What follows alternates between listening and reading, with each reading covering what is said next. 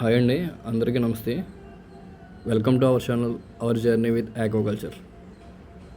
ఈరోజు వీడియోలో మనం చెక్ ట్రే మానిటరింగ్ గురించి తెలుసుకుందాం.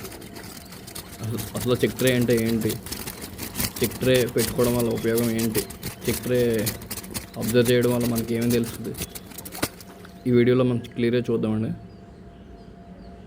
ఫస్ట్ మన చెక్ నెట్ చెరువులో పెట్టేటప్పుడు స్లోగానే పెట్టాలి, చెరువులో నుంచి ఎత్తేటప్పుడు కూడా స్లోగానే ఎత్తాలి. ఎందుకంటే స్లోగా ఎందుకు ఎత్తాలి అంటున్నానంటే, రైకి ఎప్పుడు సెన్సింగ్ అనేది చాలా స్పీడ్గా ఉంటాయి, కానీ హార్మోన్ సెన్సింగ్ అనేది చాలా స్పీడ్గా గ్రహించగలుగుతాం. ఒకవేళ మనం చెక్ నెట్ స్పీడ్గా ఎత్తితే అది చెక్ నెట్ నుంచి అనేది జంప్ అయిపోతాయండి. ఎట్టి పరిస్థితిలో కూడా మనం చెక్ నెట్ ఎత్తేటప్పుడు స్లోగానే వేస్తాలి. ఫస్ట్గా మనం చెక్ నెట్లో ఎత్తగానే ఫస్ట్ షిమ్ క్వాలిటీ అన్నది చూడాలి.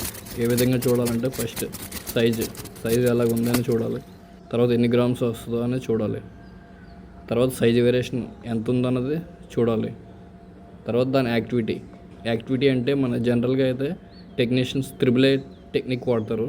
అసలు త్రిబుల్ ఏ టెక్నిక్ అంటే ఏంటన్నది లాస్ట్లో చెప్తాను మీకు. ఫస్ట్ యాక్టివిటీ చూడాలి. యాక్టివిటీ అంటే చలాకీగా ఉందా లేదా, యాక్టివ్గా ఉందా లేదా అన్నది చూడాలి, వీక్గా ఉందా లేదా అన్నది చూడాలి.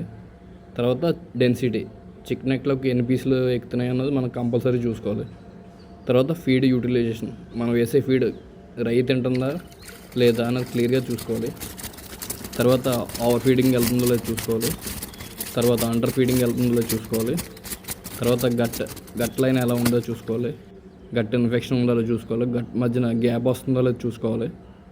తర్వాత ఎంటీ గట్ అనేది ఎంటీగా ఉందా, అసలు గట్ ఎంటీగా ఉంది, గ్యాస్ ఫార్మేషన్ ఏమైనా ఉందా, గట్ స్వెల్లింగ్ ఏమైనా ఉందా అది చూసుకోవాలి. తర్వాత ఫేకల్ కలర్ ఎలా ఉన్నది, అది ఎల్లో కలర్ వస్తుందా, వైట్ కలర్ వస్తుందా, ఫీడ్ కలర్లో వస్తుందా, మట్టి రంగులో వస్తుందా, అలాగే గ్రీన్ కలర్లో వస్తుందా, తర్వాత ఎల్లో కలర్లో వస్తుందా, ఫీడింగ్ రంగులోకి వస్తుందా, ఇలా మనం క్లియర్గా చూసుకోవాలి ఫేకస్ అనేది. తర్వాత hepato pancreas colour, liver colour అంటారు జనరల్గా. లివర్ కలర్ మనకి ఎప్పుడు చింతపక్క రంగులో ఉండాలి. చింతపిక్క ఏ విధంగా ఉంటుందో అదే కలర్లో ఉండాలి. ఒకసారి పిగ్మెంటేషన్ జరగడం వల్ల అది కూడా మీకు రంగు అనేది అపియర్ అవుతూ ఉంటుంది. అది కూడా ఒకవేళ అలాంటివి ఏమైనా ఉంటే మీ టెక్నీషియన్కి సంప్రదించాలి. అలాగే ఇన్ఫెక్టెడ్ ఆర్ హెల్తీ, రై ఏమైనా ఇన్ఫెక్షన్స్కి ఎఫెక్ట్ అయిందా లేదా, హెల్తీగా ఉందా లేదా అని చెక్ చేసుకోవాలి. తర్వాత యాంటీనా అంటే మేసల్ కటింగ్ ఉందా లేదా చూసుకోవాలి. ఆ మేసల్ కటింగ్ ఏ విధంగా అయిందో చూసుకోవాలి.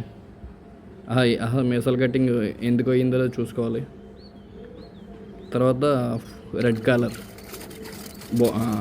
బాడీ అనేది రెడ్ కలర్ ఉన్నదో లేదంటే వైటిష్ కలర్ ఉన్నదో లేదంటే బ్లూయిష్ కలర్ ఉన్నదో చెక్ చేసుకోవాలి.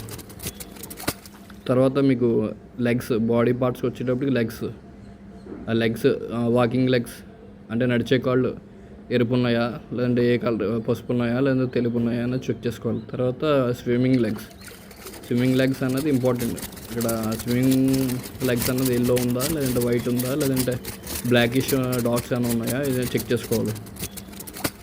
తర్వాత మీకు ఎల్లో కలర్ అనేది కాళ్ళకి కనిపిస్తుంది, అది ఎందువల్ల ఎందుకు వచ్చింది అన్నది కూడా మీకు చెక్ నెట్లోనే తెలుస్తుంది.